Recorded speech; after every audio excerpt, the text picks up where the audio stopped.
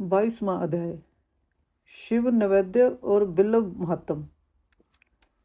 ऋषि बोले, हे सूत जी, हमने पूर्व में सुना है कि शिव का नैवेद्य ग्रहण नहीं करना चाहिए। इस संबंध में शास्त्र क्या कहते हैं, इसके बारे में बताइए तथा बिल्व के महात्म को भी स्पष्ट कीजिए। सूत जी ने कहा, हे मुनियों, आप सभी शिव व्रत का पालन करने वाले हैं, इसलिए मैं आपको प्रसन्नतापूर्वक सारी बातें बता रहा हूँ। आप ध्यानपूर्वक सुने।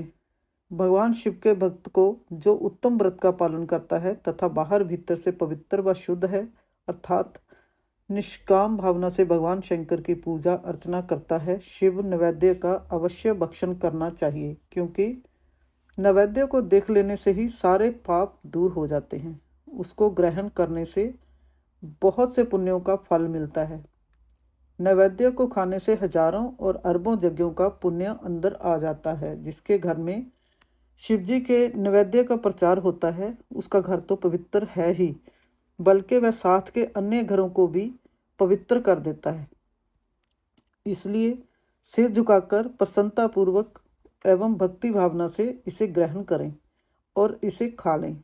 जो मनुष्य इसे ग्रहण करने या लेने में विलंब करता है, वह पाप का भागी होता है। शिव की दीक्षा से युक्त शिव भक्त के लिए नैवेद्य महाप्रसाद है। जो मनुष्य भगवान शिव के अलावा अन्य देवताओं की दीक्षा भी धारण किए हैं, उनके संबंध में ध्यानपूर्वक सुनिए। ब्राह्मणों, यहाँ से शालिग्राम शिला की उत्पत्ति होती है। वहाँ उत्पन्न लिंग में, रसलिंग में, पाषाण, रजत तथा स्वर्ण से निर्मित लिंग में, देवताओं सिद्धों द्वारा प्रतिष्ठित लिंग में, केसर लिंग, स्फटिक लिंग, रत्न निर्मित लिंग तथा समस्त ज्योतिर्लिंगों में विराजमान भगवान शिव के नैवेद्य को ग्रहण करना चांद्रायण व्रत के समान पुण्यदायक है। शिव नैवेद्य भक्षण करने एवं उसे सिर पर धारण करने से ब्रह्म हत्या के पाप से भी छुटकारा मिल जाता है और मनुष्य पवित्र हो जाता है। परंतु जहाँ चांडालों का अधिकार हो, वहाँ का महाप्रसाद भक्तिपूर्वक भक्षण नहीं करना चाहिए।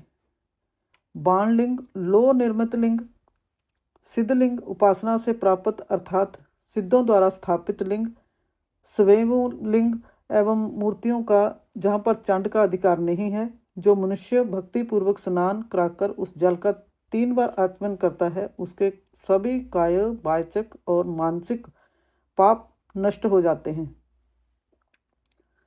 जो वस्तु भगवान शिव को अर्पित की जाती है, वह अत्यंत पवित्र मानी जाती है। हे ऋषियों, बिल्व अर्थात बेल का वृक्ष महादेव का रूप है।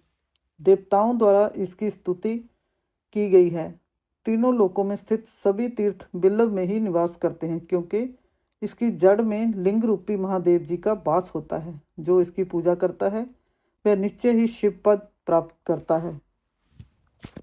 जो मनुष्य बिल्व की जड़ के पास अपने मस्तक को जल से सींचता है, उसे संपूर्ण तीर्थ स्थलों पर स्नान का फल प्राप्त होता है।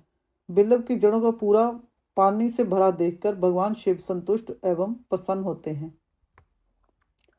जो मनुष्य बिल्व की जड़ों अर्थात मूल भाग का गंध, पुष्प इत्यादि से पूजन करता है, वह सीधा शिवलोक जाता है। उसे संतान और सुख की प्राप्ति होती है।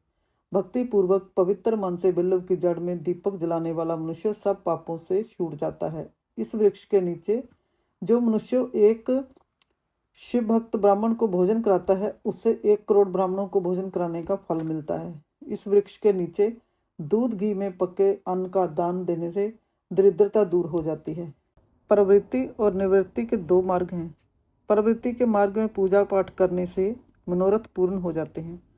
यह संपूर्ण अभीष्ट फल प्रदान करता है। किसी सुपात्र गुरु द्वारा विधि विधान से पूजन कराएं। अभिषेक के बाद अघनी चावल से बना नैवेद्य अर्पण करें। पूजा के अंत में शिवलिंग को सपुंट में विराजमान कर घर में किसी शुद्ध स्थान पर रख दें। निवृत्ति मार्गी उपासकों को हाथ में ही पूजन करना चाहिए। भिक्षा में प्राप्त भोजन को ही नैवेद्य के रूप में अर्पित करें। निवृत्ति पुरुषों के लिए सूक्ष्म लिंग ही श्रेष्ठ है। विभूति से पूजन करें तथा विभूति को ही निवेदित करें। पूजा करने के उपरांत लिंग को मस्तक पर धारण करें।